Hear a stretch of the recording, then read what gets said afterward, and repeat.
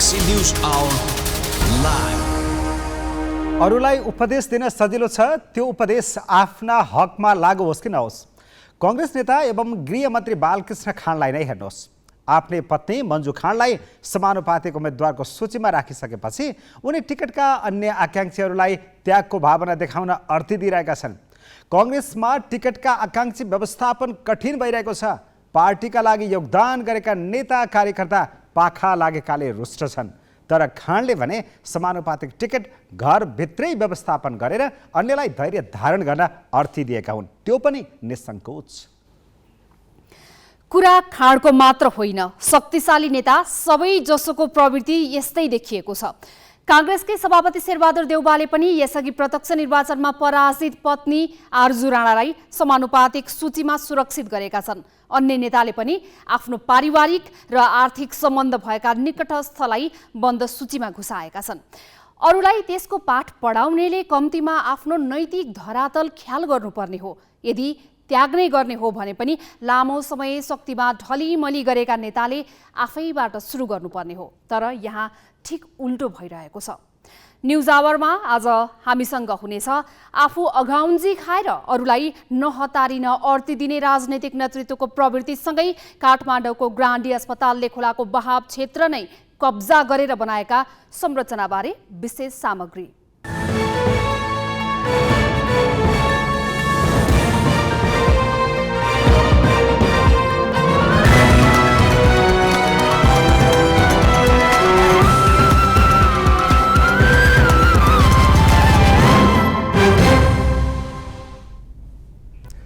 नमस्कार, यो हो ग्यालेक्सी न्यूज आवर। अब हेडलाइन्स।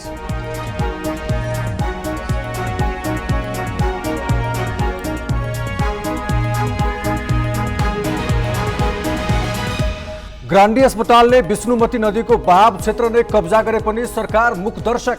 करिडोरको काम रोकियो। मेयर भन्छन् लाल पूर्जामा नदी बग्दैछ, हामी केही गर्न सक्दैनौँ। आरोहीको ताती लागेका बेला मनासलुमा हिम पहिरो, एकजनाको मृत्यु, 13 भन्दा बढी घाइते, 2 जनालाई काठमाडौँ ल्याइयो। खराब मौसमले थप उद्धार प्रभावित। बलात्कार आरोप लागेका क्रिकेटर सन्दीप लामिछानेबारे प्रहरी 20 दिनसम्म पनि सुराकविहीन। आफू निर्दोष रहेको दावी गर्ने लामिछाने सम्पर्कमा बन्ने आएनन्। प्रहरीको भर इन्टरपोलमा। नेपालीको महान चाड बडा दशैं सुरु। नवरात्राको पहिलो दिन विधिपूर्वक घटस्थापना गरी जमरा राखियो। र नेपाल र बङ्गलादेश बीचको अन्तर्राष्ट्रिय मैत्रीपूर्ण खेल भोलि। किरण चेम्जोङलाई पुनः कप्तानको जिम्मेवारी।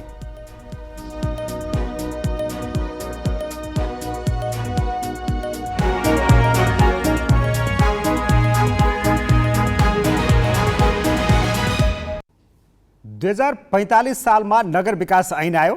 त्यस ऐनले नै काठमाडौँ उपत्यका नदी किनारमा हरियाली सहितको करिडोरको परिकल्पना गर्यो। त्यही परिकल्पना अनुसार बागमती, विष्णुमती, मनहरा, हनुमन्ते, रुद्रमती, कर्मनासा, कोटकु, महादेव आदि खोलाहरूमा करिडोर बन्ने प्रक्रिया सुरु भयो।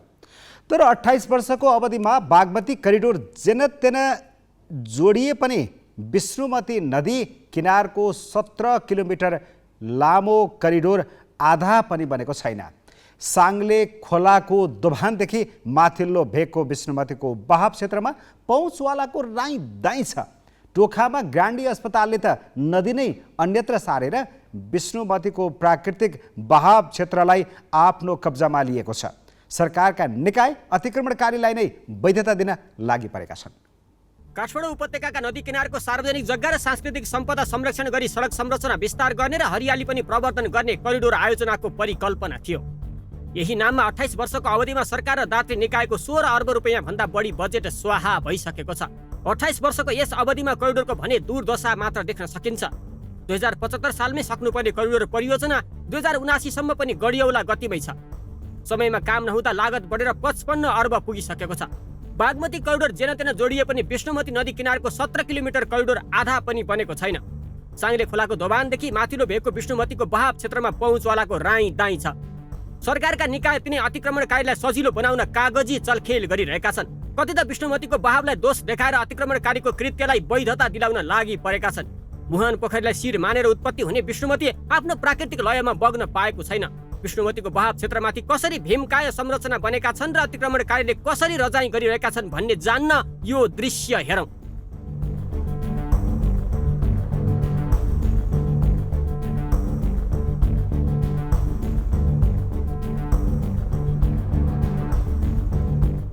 यो दीपक कुवर सञ्चालक रहेको ग्रान्डी अन्तर्राष्ट्रिय अस्पताल हो। यस अस्पतालको आँगनको जग नै विष्णुमती खोलामा ठडिएको छ। स्थानीयका अनुसार ग्रान्डी अन्तर्राष्ट्रिय अस्पतालको आकस्मिक कक्ष र हेलिप्याड रहेको क्षेत्र पनि विष्णुमती नदीको किनार क्षेत्र हो। तर ग्रान्डीका कारण विष्णुमतीको बहाव उत्तरतिर धकेलिएको छ नै करिडोर बन्न पनि समस्या सिर्जना भएको छ। तपाईको चौकीदेखि मनोहर तीर्थस्थलको सम्म अझ फ्लोर्सेन स्कुलमा त तपाईको हस्पिटल त एउटा सामाजिक भयो। तपाईको एउटा हुन त शिक्षा भनेको पनि सामाजिक हो, तर व्यक्तिगतको हस्पिटल पनि एउटा व्यवसायमै हुन्छ। व्यवसाय गर्न पाइयो, जनतालाई सेवा दिन पाइयो, त यहीबाट कोरिडोर यता पछाडिबाट गयो भने हस्पिटललाई पनि त राम्रो हो नि। यहाँ बनिएको 50 लाखको पुल प्रदेशको बजेटको त्योसम्म पनि यहाँ बन्न सकेको छैन। हस्पिटल र सार्वजनिक जग्गा मिच्नेहरूले गर्दाखेरि तपाईको यहाँ पुल रकम जुन चिज बजेट आएको सम्म पनि बन्न सक्ने अवस्था भएको छैन। 200 शैय्याको यस अस्पतालले करिडोर बन्न कसरी रोकेको छ र स्थानीय सरकार र राज्यका अरू निकाय कसरी मुखदर्शक बनिरहेका छन् भन्ने थाहा पाउन यो दृश्य हेरौँ। यो ग्रान्डी अस्पतालको उत्तरतर्फको क्षेत्र हो, जहाँ ग्रान्डीको पर्खाल छेउैबाट करिडोर खोलिएको छ। तर 50 मिटर अघि बढेपछि ग्रान्डीकै पर्खालमा पुगेर करिडोर अन्त्य हुन्छ, जहाँ करिडोरलाई नदी कटाएर पारी धकेल्न पुल हालिएको छ। ग्रान्डीले करिडोर बन्द गरिदिँदा र आयोजनाका काम गर्ने नदिँदा पनि स्थानीय सरकार रमिते बनेको स्थानीय बताउँछन्। 1 किलोमिटरको हाराहारीमा करिडोर आइसकेको छ। यो ग्यान्डको गेटबाट पनि यता लगभग त्यहाँसम्म बाटो छ। त्यस पछाडि यो बाटो यता छिरिन्छ। यो ठाउँ खोलिएन। यो जम्मा 20 मिटरको करिडोर हुनुपर्ने हो नेपाल सरकारको मापदण्ड अनुसार। तर अहिलेसम्म राम्रो गरी गाडी कुनै एउटा करिडोर पनि देखिएको छैन, गोरेटोसम्म देखिएको छैन। टोखा 8 मा पर्ने फ्लोरिसेन्ट स्कुलदेखि ग्रान्डी टावरसम्मको भाग करिडोर बनाउनै नसकिने गरी अतिक्रमणमा परेको तथ्य फेला पारेपछि हामीले टोखा नगरपालिकाका उपप्रमुख मुरारी तामाङलाई सोध्यौं।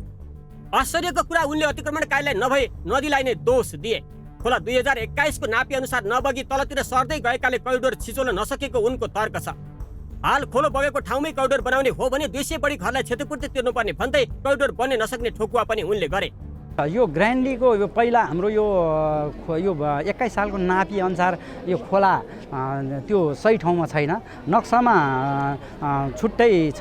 अहिले त्यो ग्रान्डी पुल बन्ने र ग्रान्डी हस्पिटल बन्ने भने त्यो ग्रान्डीभन्दा अगाडिपट्टि छोडेको त्यो पुरै खाली जग्गा नक्साअनुसार खोला त्यो अनि ग्रान्डी त्यो नक्साअनुसार खोला सोझायो भने ग्रान्डी वा ग्रान्डीलाई बेचेको व्यक्तिहरूको नाममा पर्छ अहिले खोला बगिरहेको जग्गा। नदी सरेको हो कि होइन भनेर थाहा पाउन यो नक्सा हेरौँ। यहाँ नदी सरेको कुनै सङ्केत छैन। अधिकार सम्पन्न बागमती सभ्यता एकीकृत विकास समितिले विष्णुमती नदीको दायाँ बायाँ करिडोरका लागि 20-20 मिटर मापदण्ड तय गरेको छ। तर ग्रान्डीले भौतिक संरचना बनाउँदा यो मापदण्डको पालना गरेको छैन। स्थानीय सरकारले पनि उसका गैरकानुनी क्रियाकलापमा साथ दिएको छ। मापदण्डको ख्यालै नगरी सरकारी निकायले संरचना निर्माणको अनुमति दिएको छ। हुन त विष्णुमती पारी पनि ग्रान्डीले आफ्नै जग्गा दाबी गर्दै आएको थियो। सार्वजनिक पुष्टि भएपछि ग्रान्डीले त्यसलाई कब्जा गरी राख्न सकेन। तर नदी धकेलिएको नाङ्गै आँखाले देखिँदा पनि करिडोर खोल्ने गरी जग्गा छाड्न आनाकानी गर्नुलाई यहाँका स्थानीय बासिन्दा राज्य संरक्षित अपराधकै रूपमा चित्रण गर्छन्। क्यामेरामा सुशील बास्कोटाका साथ अक्षर काका, ग्यालेक्सी फोके, काठमाडौँ। विष्णुमती नदी करिडोर अतिक्रमण गरेर बनाइएका संरचना हटाउन किन सक्नु भएन भनेर हामीले टोखा नगरपालिकाका प्रमुख प्रकाश अधिकारीलाई सोधेका छौँ। तपाईले 21 सालको नापीको नक्सा र अहिलेको नक्सा फरक पाउनुहुन्छ। त्यहाँबाट 21 सालको नापीमा खोला अन्तबाट बगेको छ। अब अहिले खोला अब खोलाको जुन बाटो फरक हुँदै अहिले पछि खोला भनेको मतलब यताबाट बगेको छ। अब खोलाको मात्रै भनेको मतलब तपाईँ यो जुन अहिले हालसाबीले खोला जनाइदिएको छ नापीले, अब नक्सा 21 साल नक्सामा फरक देखिन्छ। अब त्यहाँको के अरे नजिकको जग्गाधनी र घरधनी के भन्नुहुन्छ भने खोला फर्काएर भने काम गर्नु पर्यो। खोला जहाँ छ त्यहीँ पठाउनु पर्यो। यो त हामीले भनेको मतलब हाम्रै पूर्जा भएको जमिन चाहिँ हामीले खोलामा अहिले के अरे खोलालाई बग्नलाई दिएको हौँ भनेपछि हामी त अन्यायमा पर्छौँ। यही विवादमा चाहिँ अहिले अड्किरहेको छ होइन। अब हामीले सबैलाई पटक पटक बारम्बार मेरो आफ्नै पहलमा मेरो आफ्नो नेतृत्वमा के अरे छलफल हामीले को अभियान अगाडि बढाएको छौँ। अब अस्ति मात्रै भर्खरै भनेको जो जानेर विवाद छ त्यो विवाद गर्ने के रहेछ त, यसको आधार कारण के रहेछ भनेर प्रमाणसहित नगरपालिकामा उपस्थित हुनला भनेर हामीले के अरे जानकारी पठाएको थियौँ। उहाँहरू प्रमाणसहित नगरपालिकामा आउनु भएको छ होइन। 21 सालको नक्सा र अहिलेको नक्सा ल्याएर अब यही भनेको क्रिटिकल अवस्था भएको कारणले गर्दाखेरि काम अलिकति भनेको मतलब नभएको हो होइन। त्यस कारणले गर्दाखेरि अब न्याय त सबैलाई दिन पर्यो नि। सरकारको काम अतिक्रमणकारीलाई टेवा दिने होइन, अतिक्रमण हटाएर सार्वजनिक सम्पत्ति जोगाउनु र नदीलाई उसको प्राकृतिक बहाव क्षेत्रमा विचरण गर्न दिनुपर्छ। यसखालका अतिक्रमण हटाउन स्थानीय सरकारले नै पहल गर्नुपर्छ। यदि जिम्मेवार पदाधिकारी नै अतिक्रमणको पक्ष पोषण गर्छन् भने उनीहरूकै भूमिकामा शङ्का गर्नुपर्ने हुन्छ। अब केही न्युज संक्षेपमा। नेपालीहरूको महान चाड बडा दशैं सुरु भएको छ। प्रत्येक वर्ष अश्विन शुक्ल प्रतिपदाका दिन घटस्थापना गरेपछि बडा दशैं सुरु हुन्छ। आज बिहान 10:23 को शुभ साइतमा विधिपूर्वक दियो, कलश र गणेश स्थापनासहित घटस्थापना गरी दशैं घर वा पूजा कोठामा जमरा राखेपछि बडा दशैं सुरु भएको हो। पूजा कोठा वा दशैं घरमा वैदिक विधिपूर्वक शक्तिकी अधिष्ठात्री देवी दुर्गाको आह्वान गरी पूजा आरम्भ भएको छ। पूजा कोठा वा दशैं घरमा नवरात्रभर दुर्गा देवीको आराधना गरिन्छ। आज राखेको जमरा दुर्गालाई चढाएर विजयादशमीको दिन टीकासँगै समृद्धिको प्रतीकका रूपमा लगाउने चलन छ। यो वर्ष अश्विन शुक्ल पूर्णिमासम्म 15 दिन मनाउने गरिन्छ। दुर्गा पक्षको पहिलो दिन आज शैलपुत्रीको आह्वानसहित विशेष पूजा गरिएको छ। देशैभर शक्तिपीठमा पूजा आराधना एवं दर्शनका लागि बिहान भक्तजनको घुइँचो लागेको थियो। दशैंमा घर जान चाहने यात्रुलाई लक्षित गरी सरकारले रुट पर्मिट खुला गरेको छ। देशभर आजबाट लागू हुने गरी असोज 23 गतेसम्मको लागि रुट पर्मिट खुला गरिएको यातायात व्यवस्था विभागले जनाएको छ। दशैंमा हरेक वर्ष काठमाडौँ उपत्यकाबाट ठूलो सङ्ख्यामा यात्रु बाहिरिने गरेका छन्। गत वर्ष दशैंमा 10 लाख यात्रु उपत्यकाबाट बाहिरिएका थिए। यस वर्ष त्यो सङ्ख्या अझै बढ्ने अनुमान गरिएको छ। उपत्यका बाहिरका प्रदेश सदरमुकाम र जिल्ला सदरमुकामबाट पनि धेरै यात्रु आफ्नो घर जाने गरेका छन्। सवारीको चाप कम गर्न विभागले असोज 15 देखि 22 गतेसम्म नारायणगढ काठमाडौँ रुटमा अत्यावश्यक सामान बोकेका बाहेकका 18 र 20 चक्के सवारी साधन सञ्चालनमा रोक लगाएको छ।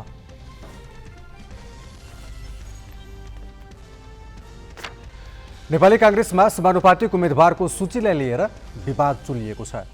संस्थापन इतर समूहका केही नेताले सूची सच्याउन असोज 14 गतेसम्मको अल्टिमेटम दिएका छन्। शेखर कोइराला निकट मानिने केही केन्द्रीय सदस्य सहितको बैठकले पार्टी मुख्यालय सानेपामा धरनामा बस्ने निर्णय गरेको छ।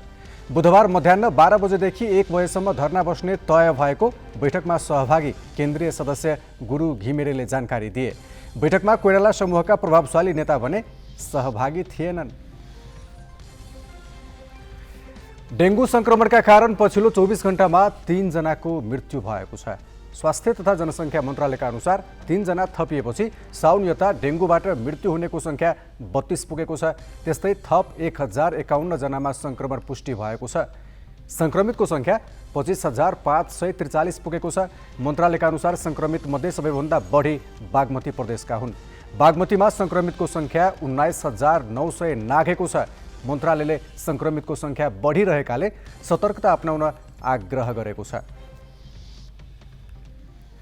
वसन्तपछि शरद ऋतु हिमाल आरोहणका लागि उपयुक्त मानिन्छ। तर यसपालिको शरदमा गोर्खाको मनास्लु हिमाल चढ्न गएका आरोही आपतमा परेका छन्। थप विवरण स्मृति मल्लबाट। गोरखाको मनास्लु हिमालको तेस्रो आधार शिविरमा गएको हिम पहिरोमा पुरिएका मध्ये 4 जनाको उद्धार गरिएको छ। हिम पहिरोमा परेका 2 जनालाई हेलिकप्टर मार्फत उद्धार गरी उपचारका लागि काठमाडौँ ल्याइएको छ। उनीहरूलाई करुणा अस्पतालमा भर्ना गरिएको छ। 2 जनालाई भने तेस्रो आधार शिविरबाट उद्धार गरी पहिलो आधार शिविरमा ल्याइएको गोरखाका सहायक प्रमुख जिल्ला अधिकारी चित्राङ्गत बरालले जानकारी दिए। चुङनुब्री गाउँपालिका स्थित मनास्लु हिमालको हिम पहिरोमा परि 1 जनाको मृत्यु भएको छ। सतुरी एक्सपिडिसन टोलीका आरोही सहयोगी अनुप राईको मृत्यु भएको हो। 11 जना घाइते भएका छन्। उनीहरूको अवस्था सामान्य छ। खराब मौसमका कारण हेलिकप्टर जान नसकेकाले उनीहरूको आज उद्धार हुन सकेन। 1 जना अमेरिकी बेपत्ता भएको आशंका छ। किलर माउन्टेन भनेर चिनिने 8163 मिटर अग्लो मनास्लु हिमाल आरोहणका लागि यो सिजनमा पर्यटन विभागबाट 400 भन्दा धेरै आरोहीले अनुमति लिएका छन्। यीमध्ये केहीले आरोहण गरे पनि धेरैजना अहिले आधार शिविरमै छन्। यसपालि मनासु हिमाल आरोहणका लागि मौसम सुध्रने आशामा अहिले करिब 400 को सङ्ख्यामा नेपाली तथा अन्तर्राष्ट्रिय पर्वतारोही मनासु हिमालको आधार शिविरमा प्रतीक्षारत छन्। तर हिम पहिरोका कारण उनीहरूमा त्रास पनि सृजना भएको छ। हामीले केही समय अघि हिमाल आरोहणका लागि आधार शिविरमा रहेकी आरोही पत्रकार पूर्णिमा श्रेष्ठसँग घटनास्थलको अवस्थाबारे सोधेका थियौँ। घटना भएको ठाउँ चाहिँ लगभग 6800 मिटरको माथि हो। त्यो चाहिँ क्याम्प 4 को क्याम्प 4 र क्याम्प 3 को बिचमा हो। र म चाहिँ यहाँ अहिले 4800 मिटरको बेस क्याम्पमा छु, मनासुल बेस क्याम्पमा। त्यहाँ पुग्नुको लागि 3 क्याम्प जति हो टाढा। अनि अहिलेको मौसम अहिले पनि खुलेको छैन। मौसम चाहिँ यत्तिकै चाहिँ वेदरमा जाने भनेर अक्टोबर 1 र 2 मा मेरो प्लान छ। अब यसको लागि चाहिँ म 28 मा यहाँबाट बेस क्याम्पबाट हिँड्छु होला। अब के हुन्छ, अब यो घटनाले कस्तो लिन्छ, के लिन्छ, एकदम डर भइरहेको छ। बाटोहरू बनाउँछ कि बनाउँदैन। अब ठुलै घटना भएको भयो भने हामी होल्ड गर्छौँ होला। एक्सपेडिसन कस्तो लिन्छ थाहा छैन। एकदमै अब यस घटनाको अद्यावधिक जानकारी हामी दिँदै जानेछौँ। अब केही न्युज संक्षेपमा। नेपाल अन्तर्राष्ट्रिय नाट्य महोत्सवको दोस्रो संस्करण मङ्सिर 9 गतेबाट हुने भएको छ। सामाजिक रूपान्तरणको लागि रङ्गमञ्च विविधताको उत्सव भन्ने नाराको साथ 9 दिनसम्म चल्ने महोत्सवमा नेपाल, अमेरिका, बेलायत, रुस, स्पेन लगायतका देशका 23वटा नाटक मञ्चन हुनेछन्। महोत्सवमा 85 आवेदनबाट 5 नेपालीसहित 16 देशका 23वटा छानिएको आयोजक मण्डला थिएटरले जनाएको छ। रुसको एक विद्यालयमा बन्दुकधारीले अन्धाधुन्द गोली चलाउँदा 7 बालबालिकासहित 13 जनाको मृत्यु भएको छ। गोली लागेर 21 घाइते भएका छन्। घाइतेहरूको अस्पतालमा उपचार जारी रहेको छ। गोली चलाए लगतै बन्दुकधारीले आत्महत्या गरेको भनिएको छ। विद्यालय भवनबाट कर्मचारी र विद्यार्थीलाई बाहिर निकालिएको छ। आक्रमणको कारण खुलेको छैन। घटनाबारे अनुसन्धान भइरहेको अधिकारीले जनाएका छन्। त्यहाँका प्रदेश प्रमुखले 3 दिन शोक मनाउने घोषणा गरेका छन्। पाकिस्तानको बलुचिस्तान प्रान्तमा आइतबार रातिदेखि बेपत्ता हेलिकप्टर दुर्घटनाग्रस्त अवस्थामा भेटिएको छ। हेलिकप्टरमा सवार 6 जनाकै मृत्यु भएको छ। पाकिस्तानी सैन्य अधिकारीहरूले हेलिकप्टर आज दुर्घटनाग्रस्त अवस्थामा भेटाएका हुन्। हेलिकप्टरमा सवार 2 जना मेजर सहित 6 जनाको मृत्यु भएको सेनाले पुष्टि गरेको छ। मौसमको खराबीका कारण दुर्घटना भएको हुन सक्ने अनुमान गरिएको छ। घटनाबारे अनुसन्धान भइरहेको छ। गत महिना पनि बलुचिस्तान प्रान्तमा हेलिकप्टर दुर्घटना हुँदा 6 जनाकै मृत्यु भएको थियो। कांग्रेसमा सभापति शेरबहादुर देउबा निकट रहेर बढी अवसर पाउने नेतामा गनिन्छन् गृहमन्त्री बालकृष्ण खाँड। यसपालि खाँडले पत्नीलाई समानुपातिको उम्मेदवार बनाउन पनि भ्याएका छन्। अरूलाई भने त्याग गर्न अर्ती दिइरहेका छन्। यो प्रसङ्ग निमेश बन्जाडेबाट। आसन्न निर्वाचनमा उम्मेदवारका आकांक्षी व्यवस्थापन गर्ने सबैजसो दललाई सकस परिरहेको छ। त्यसमा पनि प्रमुख सत्तारूढ नेपाली कांग्रेसमा कतिपय आकांक्षीले आफूले कुनै पनि हालतमा टिकट पाउनुपर्ने अन्यथा विद्रोह गर्ने धम्की दिइरहेका छन्। यस्तो धम्की दिनेहरू संस्थापन इतर पक्षको नेतृत्व गरिरहेका शेखर कोइराला निकटहरू हुन्। ती नेताहरूलाई लक्षित गर्दै गृहमन्त्री बालकृष्ण खाँडले सबै आकांक्षीले टिकट नपाउने जवाफ मात्र फर्काएनन्, नेता तथा कार्यकर्ताले त्याग गर्नुपर्छ पनि भने। उनै खाँडले आफ्नै पत्नीलाई भने प्रतिनिधि सभातर्फ समानुपातिक सूचीमा राखेका छन्। गृहमन्त्री खाँड शनिबार भैरवामा गुम्बा उद्घाटन कार्यक्रममा थिए। राजनैतिक वक्तव्य दिनुपर्ने मञ्च नभए पनि खाँडले आसन्न निर्वाचनमा पार्टीभित्र उम्मेद्वार बन्नका लागि भइरहेको हानथापलाई लक्षित गरी उनले आकांक्षी सबैलाई टिकट दिन नसकिने भनी त्यागका लागि तयार हुन भने। कहिलेकाहीँ त्याग गर्ने, त्यो त्यागबाट जीवनको अरू मोडहरूमा अझै उच्च सफलता प्राप्त गर्न सकिन्छ भन्ने विश्वास बुद्धबाटै प्राप्त गर्नुपर्दछ। र म देशभरिकै सबै पार्टीका नेता र साथीहरूलाई आग्रह गर्न चाहन्छु, यो अहिलेको ज्यादै नै संवेदनशील बेलामा शान्तिपूर्ण रूपमा निर्वाचन सम्पन्न गर्नुपर्ने र नयाँ जनादेशले नयाँ राजनीतिक उचाइ छुनुपर्ने। यो सन्दर्भमा आफ्नो भूमिकाको खोजी गर्नु पनि स्वाभाविक हो। तथापि कहिलेकाहीँ मुलुकको लागि, विचारका लागि सिद्धान्तका लागि, दृष्टिकोणका लागि, संस्थाका लागि एक कदम पछाडि पनि हट्नुपर्दछ। उम्मेद्वारका आकांक्षीलाई त्यागका लागि तयार हुन भनेका उनै खाँडले आफ्नी पत्नी मन्जुलाई प्रतिनिधि सभातर्फ समानुपातिक उम्मेद्वारको सूचीमा राखेका छन्। खाँड प्रधानमन्त्री एवं नेपाली कङ्ग्रेसका सभापति शेरबहादुर देउवाका विश्वासपात्र मानिन्छन्। देउवा सभापति निर्वाचित भएपछि उनीसँग निकटताका आधारमा काङ्ग्रेसमा सबैभन्दा धेरै अवसर पाउने नेताको सूचीमा खाँड पर्छन्।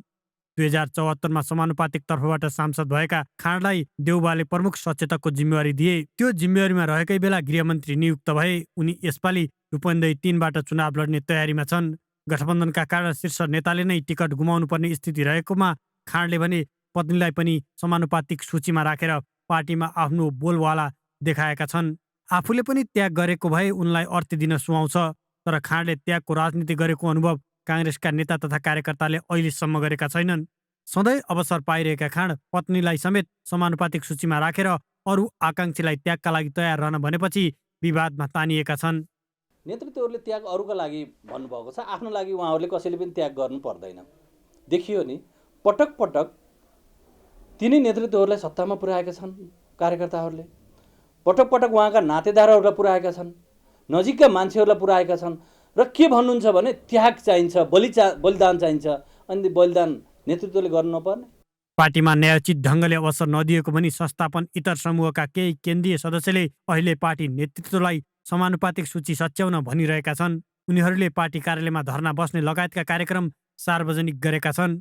सीमित सङ्ख्याको सिटमा सबै आकाङ्क्षीले टिकट पाउन सम्भव हुँदैन। तर काङ्ग्रेसमा पार्टी नेतृत्वसँग हिमचिमका कारण सीमित नेताले लाभ उठाइरहेको भने कतैबाट छिपेको छैन। क्यामेरामा साधुराम लामिछानेका साथ अङ्गराज नेउपाने, ग्यालेक्सी फोके, काठमाडौँ। मङ्सिर 4मा हुने प्रतिनिधि सभा निर्वाचनमा केन्द्रित भएर दलहरूले झापामा चुनावी सक्रियता बढाएका छन्। झापा 3मा राप्रपाबाट अध्यक्ष राजेन्द्र लिङदेन र नेपाली काङ्ग्रेसबाट पूर्व महामन्त्री कृष्ण सिटौला चुनावी मैदानमा आउने करिब निश्चित छ। यसअघि उपचुनावसहित 7 पटक उम्मेद्वार बन्दा सिटौला 4 पटक पराजित भएका छन्। लिङदेनले 2074को चुनावमा वाम गठबन्धनसँग मिलेर चुनाव जितेका हुन्। यसपटक माओवादी र एकीकृत समाजवादीको बलमा चुनाव लड्ने तयारीमा रहेका सिटौला र एमालेको ब्याकअपमा उठ्न लागेका लिङदेन बीचको चुनावी प्रतिस्पर्धा रोचक बन्ने देखिएको छ।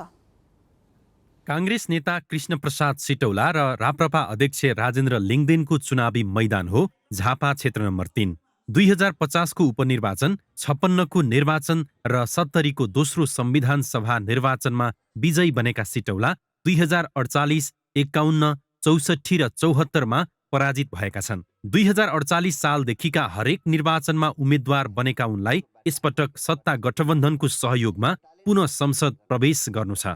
5 वर्ष अघि सम्पन्न निर्वाचनमा सिटौलालाई नै हराएका लिङदेन उच्च मनोबलका साथ मैदानमा उत्रिएका छन्। यी दुई पुराना प्रतिस्पर्धीको चुनावी वार्म अप सुरु भइसकेको छ। काङ्ग्रेसका स्थानीय नेता कार्यकर्ता 30 वर्षदेखि चुनाव लड्दै आएका सिटौलाको विकल्प सिटौला नै भएकाले जनताले साथ दिने बताउँछन्। सिटौलाले यत्रो योगदान यो मुलुकका लागि दिनुभएको छ भने 3 नम्बर क्षेत्रका जनताले, 3 नम्बर क्षेत्रका बुद्धिजीवीले, देशभक्तहरूले सिटौलालाई यो पटक नजिताउने भन्ने त प्रश्नै उठ्दैन। हालै सम्पन्न स्थानीय निर्वाचनमा झापा 3मा पर्ने 12 एमाले, कचन कवल काङ्ग्रेस र हल्दीबारी गाउँपालिका राप्रपाले जितेको छ। भद्रपुरका 1 देखि 9 सम्मका वडामा एमालेको वर्चस्व छ भने बिर्तामोड 10 काङ्ग्रेसले जितेको छ। भद्रपुरमा उपप्रमुखमा राप्रपाले जितेको छ भने काङ्ग्रेस र एमाले मिल्दा पनि मुस्किलले मात्र कचन कवल हात पारेका छन्। 2074को निर्वाचनमा वाम गठबन्धनको साथ पाएर जितेका लिङदेनले झापा 3मा प्रचार प्रसारलाई तीव्र पारिसकेका छन्। राष्ट्रिय प्रजातन्त्र पार्टीले झापा क्षेत्र नम्बर 3मा मात्र होइन देशव्यापी रूपमा व्यापक तयारी गरिरहेको छ। 115 वटै प्रतिनिधि सभा र 330 वटै प्रदेश सभामा उम्मेदवारहरू उठाउने प्रारम्भिक तयारीको चरण सकेको छ र राप्रपाको राजधानीको रूपमा रहेको 3 नम्बर क्षेत्र झापा क्षेत्र नम्बर 3मा त झन् विशेष तयारी छ। नेकपा एमालेबाट दुर्गा प्रसाई सहित केही उम्मेद्वारको नाम सिफारिस भएको थियो, तर राप्रपा र एमाले बीच तालमेल हुने स्थिति बन्दै गएपछि प्रसाई रुष्ट बनेका छन्। यही क्षेत्रबाट राष्ट्रिय स्वतन्त्र पार्टीले पनि उम्मेद्वार निश्चित गरिसकेको छ। यो पार्टीबाट पूर्व सञ्चारकर्मी प्रकाश पाठक उम्मेद्वार बन्ने भएका छन्। उनले पनि घर दैलो थालिसकेका छन्। माहौल आफ्नो पक्षमा पार्न पाठक लिङ्गदेन र सिटौला दुवैको असन्तुष्ट भोट तान्ने रणनीतिमा छन्। तथापि एमालेको कोर कार्यकर्ताको भोटले लिङ्गदेनको राजनीतिक रेखा कोर्नेछ।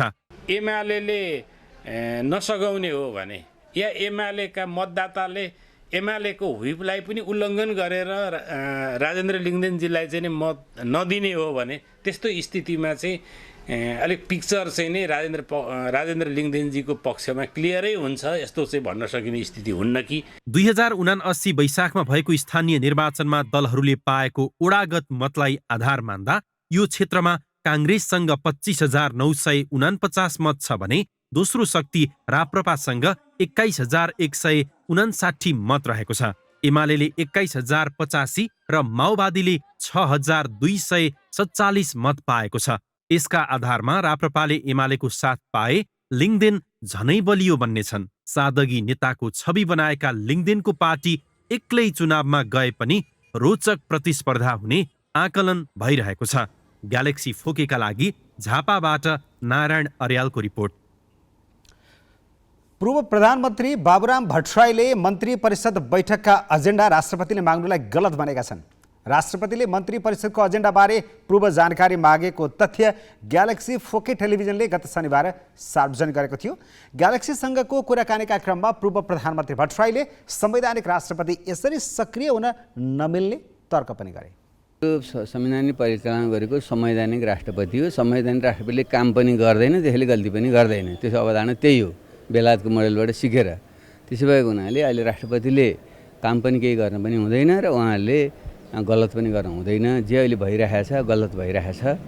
यसले चाहिँ हाम्रो जुन सङ्घीय लोकतान्त्रिक गणतन्त्र हो यसलाई हित गरिरहेको छैन। यसमा चाहिँ एउटा सम्माननीय संस्थाको चाहिँ ध्यान पुगोस् भन्ने आग्रह गर्न चाहन्छु।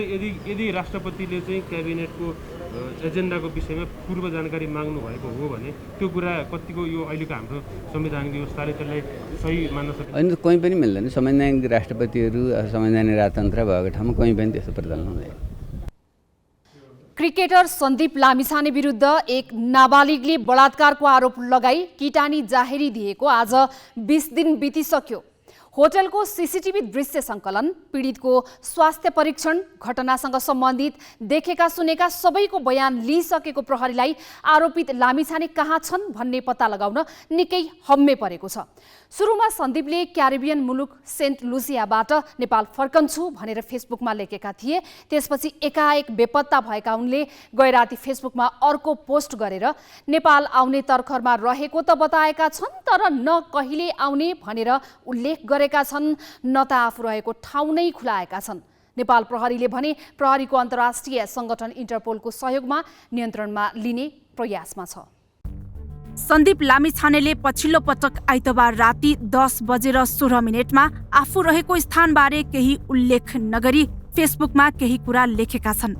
आफू विरुद्ध परेको जाहेरी झुटो दावी गर्दै उनले त्यसैका आधारमा एक लौटी तरिकाले चरित्रमा आँच आउने गरी समाचारहरू आएको भनेका छन्। मानसिक तनाव र स्वास्थ्यमा खराबी आएका कारण चिकित्सकको सम्पर्कमा रहेको दावी गर्दै सुधार आएपछि नेपाल फर्किएर आफू विरुद्ध परेको उजुरीको प्रतिवाद गर्ने बताएका छन्। म विरुद्ध भदौ 21 गते परेको जाहेरी 22 गते मात्रै थाहा पाएँ।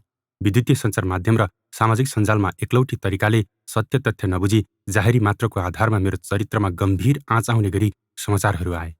जाहेरीकै भरमा अपराधीको चित्रणले मलाई मानसिक र शारीरिक रूपमा प्रभावित भई असन्तुलित अवस्थामा पुगी डाक्टरहरूको सरसल्लाहमा आफूलाई सामान्य अवस्थामा ल्याउँदै गरेको छु र मेरो स्वास्थ्यमा क्रमिक सुधार आउँदैछ। जति सक्दो चाँडो नेपाल फर्किएर उजुरीको डटेर प्रतिवाद गर्ने तर्खरमा छु। बलात्कार आरोपी लामिछाने यतिमै रोकिन्नन्, सम्मानपूर्वक बाँच्न पाउने हक भएको र आफ्नो अनुपस्थितिमा अपराधी साबित गराउने प्रपञ्च भएको पनि उनले भनेका छन्। मेरो अनुपस्थितिमा मलाई अपराधी साबित गराउने झुटा जाहेरी प्रपञ्चहरूको मैले कानुनी लडाइँ लड्नेछु। मैले बुझेसम्म नेपालको संविधानले कसुर प्रमाणित नभएसम्म कसुरदार नमानिने व्यवस्था गरेको छ। साथै संविधानले सम्मानपूर्वक बाँच्न पाउने यातना विरुद्धको हक, गोपनीयताको हक, स्वास्थ्य सम्बन्धी हक र मेरो कानुन व्यवसायीसँग कानुनी परामर्श गर्न पाउने हक समेत रहेको बुझेको छु। देशको गौरव बढाउने काममा आफू लागे पनि आफूमाथि अहिले एकहोरो आरोप लगाउने काम भएको भनेर उनले सहानुभूति बटुल्ने प्रयास पनि गरेका छन्। तर सन्दीपले नेपाल आएर कानुनी रूपमै प्रतिवाद गर्छु भनेको यो दोस्रो पटक हो। यसअघि पनि उनले भदौ 24 गते फेसबुकमै लेखेर नेपाल फर्किन लागेको भनेका थिए। त्यतिखेर क्यारिबियन लिग खेल्ने क्रममा क्यारिबियन मुलुक सेन्ट लुसियामा थिए। नेपाल क्रिकेट संघले उनलाई निलम्बन गरे लगत्तै उनी लिगबाट पनि अलग भएका थिए। त्यहाँबाट उनी सोझै नेपाल आउनेछन् भनेर प्रहरी यता कुरेर बस्यो। तर उनले यसरी छक्काए कि अहिलेसम्म प्रहरीले कुनै भेउ पाउन सकेको छैन। सन्दीप प्रहरीको फरार सूचीमा छन् र अध्यागमनको निगरानी सूचीमा पनि चढाइएको छ। यस्तै सन्दीपलाई कारबाहीको दायरामा ल्याउन नेपाल प्रहरीले एक साता अघि प्रहरीको अन्तर्राष्ट्रिय संगठन इन्टरपोलको मुख्यालयलाई गुहारेको थियो। यो अनुसन्धानको प्रोसेसमा गइसकेपछि अनुसन्धान अधिकृतले यदि कुनै पनि एलिगेसन लागेको मान्छेहरू नेपालमा छैन भन्ने लाग्यो भने अटोमेटिकल्ली उहाँहरूले चाहिँ इन्टरपोललाई चाहिँ नै मार्फत चाहिँ हामी फर्मली अनुरोध गर्छौँ र यो पनि अनुरोध गरिसकेको छ। अब त्यसमा प्रोसेसमा प्रक्रियामा हुनुपर्छ भन्ने मलाई लाग्छ। फौजदारी कसुरमा आरोपीमाथि कानुनी प्रक्रिया अगाडि बढेपछि इन्टरपोलसँग नेपालको समन्वयकारी निकाय नेशनल सेन्टर ब्युरो एनसीबी मार्फत इन्टरपोललाई आग्रह गर्दछ। इन्टरपोल सदस्य राष्ट्रलाई फरार अभियुक्तको सम्पूर्ण विवरण र अनुसन्धानको विषय भरेर निगरानी तथा भेटिएमा खबर गरिदिन अनुरोध गरिन्छ। फरार अभियुक्त वा अपराधीबारे प्रक्रियागत रूपमा रेड नोटिस जारी गर्न इन्टरपोललाई आग्रह गरिन्छ। तर लामिछाने अहिलेसम्म प्रहरीको आँखा छल्न सफल भइरहेका छन् र प्रहरीले उनको लोकेसन नै पत्ता लगाउन सकिरहेको छैन। Shikha Shrestha, galaxy 4K, Kathmandu.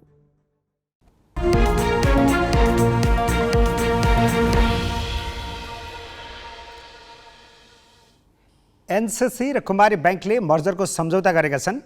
दुई बैंक बीच 1:1 को स्वाप रेसियोमा मर्जर गर्ने सम्झौता भएको हो। सम्झौतामा आज एनसीसीका तर्फबाट चन्द्र बास्तोला र कुमारी बैंकका तर्फबाट कृष्ण प्रसाद गेवालीले हस्ताक्षर गरे। मर्जरपछि बैंकको नाम भने कुमारी हुनेछ र चुक्ता पुँजी 25 अर्ब 85 करोड पुग्नेछ। नेपाल राष्ट्र बैंकले 2 साता अगाडि एनसीसी र कुमारी बैंकलाई मर्जरमा जान निर्देशन दिएको थियो। यसअघि सेन्चुरी र प्रभु हिमालयन र सिभिल इन्भेस्टमेन्ट र मेगा तथा ग्लोबल र बीओकेले मर्जरको सम्झौता गरिसकेका छन्। नोबेल बैंकले बांग्लादेश बैंकसँग मर्जर गरी एकीकृत कारोबार नै सुरु गरिसकेको छ।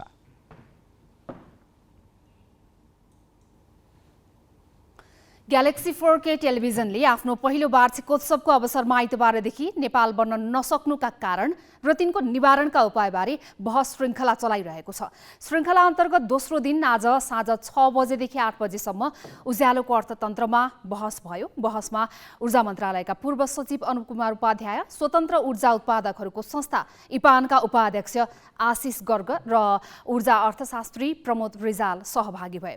ऊर्जा परामर्शदाताका रूपमा कार्यरत अपार न्युपानेले सहजीकरण गरेको बहसका सहभागीले विद्युत व्यापार र ऊर्जा सहकारीले नेपालको अर्थतन्त्र उकास्न प्रभावकारी भूमिका खेल्न सक्ने बताए। त्यस्तै जलविद्युत उत्पादन बढेकाले अब यसलाई देशभित्रै प्रयोग गरी उत्पादनमुखी अर्थतन्त्र निर्माण गर्ने मौकाका रूपमा उपयोग गर्नुपर्ने बताए।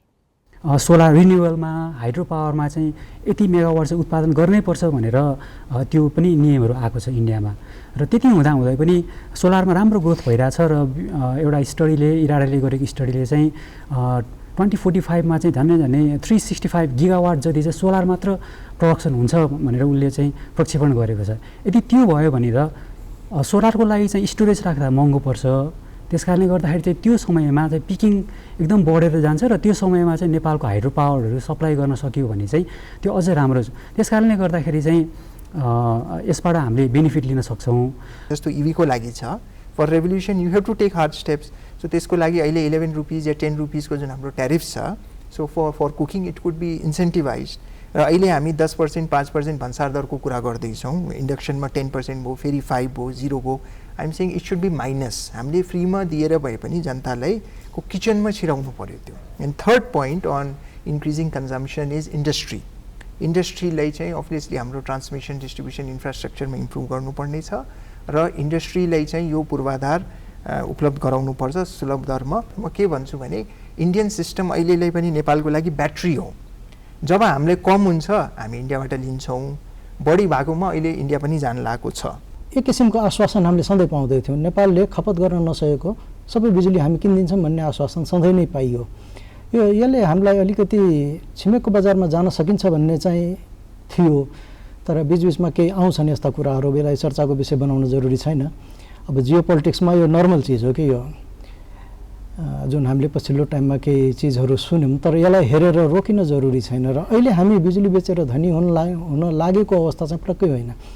अहिले हाम्रो प्रणालीमा भएको बिजुलीलाई म्यानेज मात्रै गरिरहेको हो।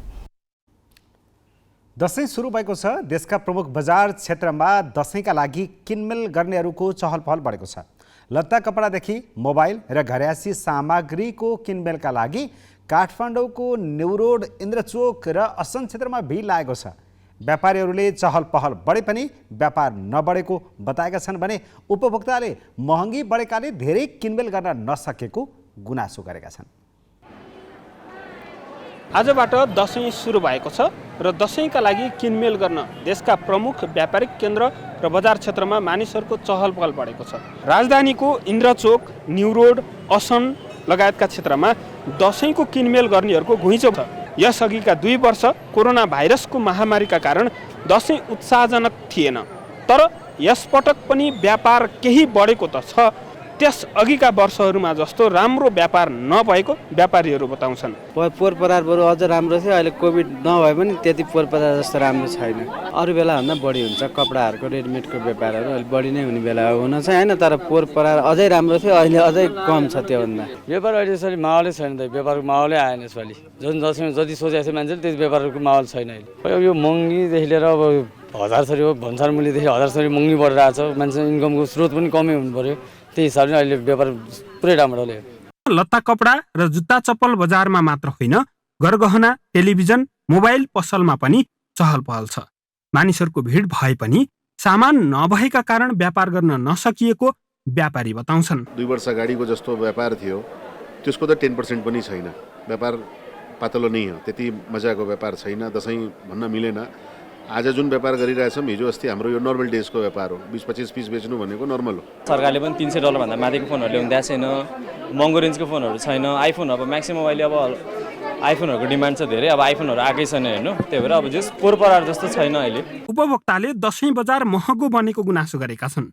बजारमा चाहेको र खोजेको जस्तो सामान पाउन मुस्किल हुनुका साथै पुरानै सामानको मूल्य पहिलाभन्दा निकै महँगो भएको उनीहरूको गुनासो छ। सामान त अब छ, केही नयाँ आएको छ होइन, खासै त्यस्तो नयाँ त लागेन केही। पहिला जस्तै सामानहरू छ, दाम पनि डिस्काउन्टको नाममा पहिलाको दाममा थपेर फेरि डिस्काउन्ट दिनु लागेन, त्यस्तो रिजनेबल प्राइसहरू। दसैँको जस्तो त सपिङ भएन। धार्मिक र सांस्कृतिक रूपमा दसैँ जति महत्त्वपूर्ण छ त्यतिकै महत्त्वपूर्ण आर्थिक रूपमा पनि छ। खास गरिकन लत्ता कपडा र गहना लगाएर मान्यजनको हातबाट टीका थाप्ने र आशीर्वाद लिने प्रचलन दसैँमा छ। यसैका लागि अहिले बजारमा मानिसहरूको चहल पहल निकै बढेको छ। क्यामेरामा रिकेश सिंहका साथ चिरञ्जीवी भट्टराई, काठमाडौँ।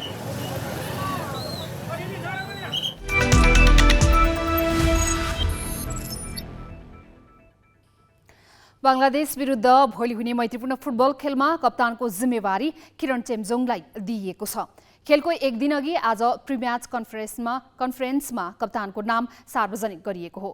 यसअघिका प्रशिक्षक अब्दुल्लाह अल मुताइरीले वैशाखमा एसिया कप छनौटमा किरणलाई राष्ट्रिय टोलीबाटै हटाएका थिए। त्यतिखेर प्रशिक्षक अल मुताइरी र 10 खेलाडीबीच विवाद हुँदा किरणले खेलाडीको पक्ष लिएका थिए। त्यतिखेर अल मुताइरीले हटाएका 11 जनै खेलाडी अहिले टोलीमा फर्किएका छन्। दुवै देशका प्रशिक्षकले भोलिको खेलका लागि राम्रो तयारी गरेको बताएका छन्। यसअघि भएको प्रतिस्पर्धाका आधारमा नेपालभन्दा बङ्गलादेश बलियो देखिन्छ। नेपाल बङ्गलादेशले यसअघि 26 खेल खेलेकोमा 14 खेलमा बङ्गलादेश र 7 खेलमा नेपाल विजयी भएका थिए। 5 खेल बराबरीमा सकिएको थियो। मैत्रीपूर्ण खेल 10 रङ्गशालामा साँझ 5:30 बजे हुनेछ। Nepal tourism amateur golf championship भोलिदेखि गोकर्ण गल्फ क्लबमा हुँदैछ। नेपाल गल्फ सङ्घले गर्न लागेको 54 होलको 3 दिने प्रतियोगितामा नेपाल, बङ्गलादेश, कतार र मलेसियाका 36 खेलाडीले प्रतिस्पर्धा गर्नेछन्। पुरुष र महिलाको टोलीको पनि प्रतिस्पर्धा हुनेछ। नेपाली महिला गल्फरका लागि विश्व वरियतामा स्थान बनाउने अवसर हो। नेपाल नम्बर 1 गल्फर सुभाष तामाङ र अर्का युवा खेलाडी सद्भाव आचार्यले नेपाल टिम ए तथा टसी छिरिङ र वान्चेन ढोन्डोपले नेपाल टिम बीबाट प्रतिस्पर्धा गर्नेछन्। टिम स्पर्धामा बङ्गलादेश र कतारका खेलाडीले पनि भाग लिनेछन्। महिलातर्फ 5 टिमले प्रतिस्पर्धा गर्नेछन्।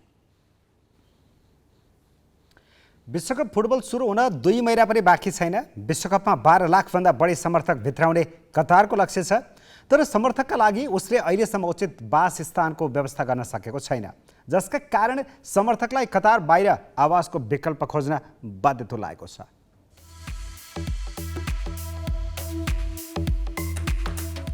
विश्व फुटबल महासंघ फिफाले विश्वकपमा 30 लाख टिकट बिक्री हुने अनुमान गरेकोमा झन्डै 25 लाख बिक्री भइसकेको छ।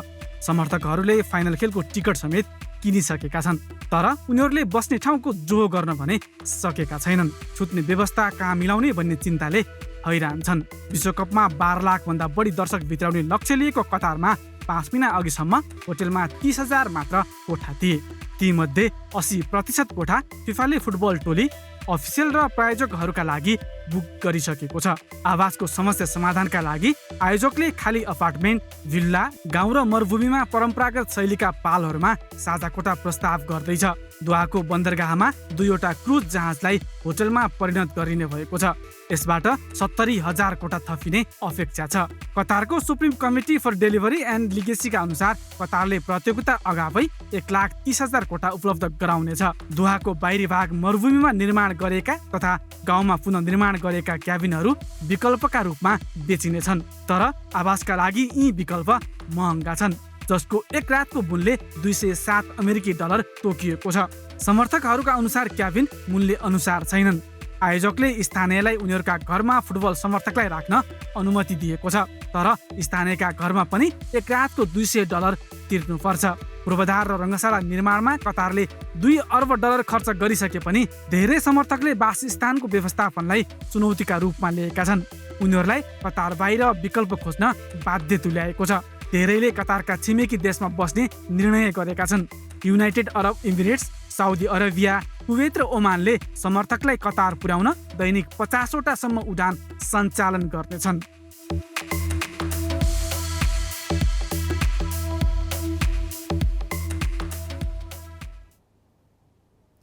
अमेरिकाको न्युयोर्कमा जारी संयुक्त राष्ट्रसङ्घको 77औं महासभामा रुस युक्रेन युद्ध र जलवायु परिवर्तनको विषयले प्राथमिकता पाएको छ। 77औं महासभा सेप्टेम्बर 13 देखि सुरु भएको हो। हाल जलवायु परिवर्तनको असर विश्वका विभिन्न देशमा देखिन थालिसकेको छ। जलवायु परिवर्तनले निम्त्याएको समुद्री आँधी, विध्वंसकारी बाढी, प्रचण्ड गर्मी र खडेरी जस्ता प्रकोपले विभिन्न देशका नागरिक समस्यामा छन्। कैयौंको ज्यानै गएको छ। हेरौं जलवायु परिवर्तनले गर्दा कुन देशमा कस्तो असर भयो त?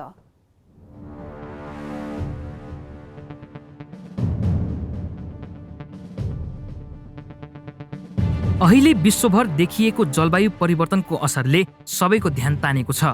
जलवायु भनेको कुनै निश्चित भौगोलिक स्थानमा मौसमको लामो समयसम्मको औसत अवस्था हो। 30 वर्ष वा सोभन्दा लामो अवधि मौसमको सरदर अवस्थालाई पनि जलवायु भनिन्छ। त्यस्तै जलवायु परिवर्तन भन्नाले स्थिर रहनुपर्ने जलवायुका सूचकाङ्कहरू बदलिन थालेको अर्थ लाग्छ। डिजिटल डिभाइसको बढ्दो प्रयोग, बढ्दो जनसङ्ख्या, आकाशिदो औद्योगिकीकरण र जैविक इन्धनको अत्याधिक प्रयोगका कारण जलवायु परिवर्तन हुन्छ। यस्तै पृथ्वीको वायुमण्डलमा तापक्रम घट्ने वा बढ्ने प्रक्रिया, वन विनाश, सवारी साधनको प्रयोग र सहरीकरण पनि जलवायु परिवर्तनको कारणमा पर्छ। दोस्रो विश्वयुद्धपछि जलवायु परिवर्तनमा विश्वव्यापी छलफल सुरु भयो। हाल न्युयोर्कमा जारी संयुक्त राष्ट्रसङ्घको 77औं महासभा पनि जलवायु परिवर्तनमा केन्द्रित भएको छ। यद्यपि महासभामा रुस युक्रेन युद्धको विषय पनि उठेको छ। जलवायु परिवर्तनकै कारण अहिले विश्वका धेरै देशमा यसका असर देखिन थालिसकेको छ। जापानमा एक साता अघि समुद्री आँधी चल्यो। 234 किलोमिटर प्रति घण्टाको वेगमा आएको आँधीले घरहरूमा क्षति पुग्यो। यातायात सेवा अवरुद्ध बन्यो। 90 लाख भन्दा धेरै मानिस विस्थापित भए। अविरल वर्षापछि यस वर्ष पाकिस्तानमा विध्वंसकारी बाढी आयो, जुन अप्रत्याशित थियो। पाकिस्तानमा पछिल्लो पटक मात्रै 1400 जनाले ज्यान गुमाए। 3 करोड 30 लाख भन्दा बढी नागरिक विस्थापित भए। विस्थापित राखिएको शिविरमा फैलिएको संक्रमणबाट मात्रै दर्जनौको ज्यान गयो। यस्तै गत अगस्तमा युरोप प्रचण्ड गर्मी, डढेलो र खडेरीको चपेटामा पर्यो। खडेरीले नदी र तालहरू सुकेका कारण ढुवानी गर्ने तथा अन्य पानी जहाज सञ्चालनमा ठूलो समस्या निम्तियो। अमेरिकामा तीव्र रूपमा डढेलो फैलिएपछि आपतकाल नै घोषणा गर्नु पर्यो। डढेलोपछि 3000 मानिसलाई सुरक्षित स्थानमा सारियो। चीनको विभिन्न प्रान्तको तापक्रम 40 डिग्री भन्दा माथि पुग्यो भने त्यहाँ यसै महिना 6.6 म्याग्निच्युडको भूकम्प गयो। भूकम्पमा परि 93 जनाको ज्यान गयो।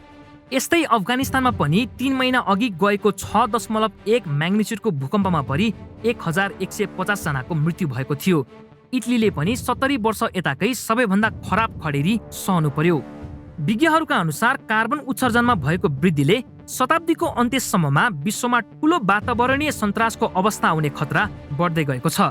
कार्बन उत्सर्जन तथा अन्य हरित ग्यास उत्सर्जनलाई घटाउन नसके पृथ्वीको बाष्पीकरण बढ्न गई जलवायु परिवर्तनको समस्या जटिल बन्ने जनाइएको छ। International bureau, galaxy 4K। हामी ग्यालेक्सी न्युज आवरको अन्त्यमा छौँ। जाँदा जाँदै हेडलाइन्स।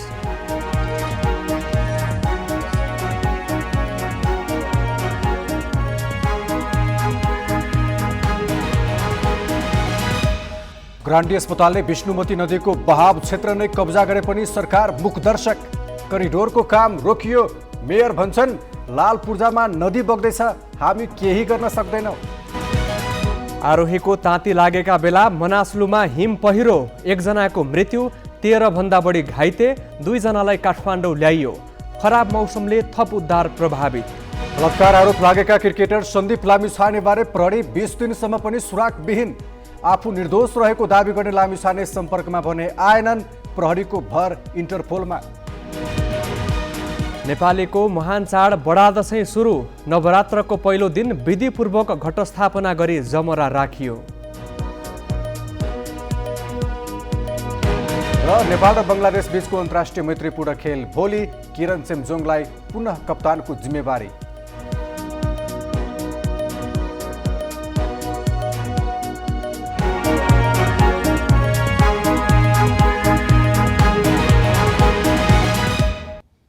आजलाई ग्यालेक्सी न्युज आवर सकियो। नमस्ते।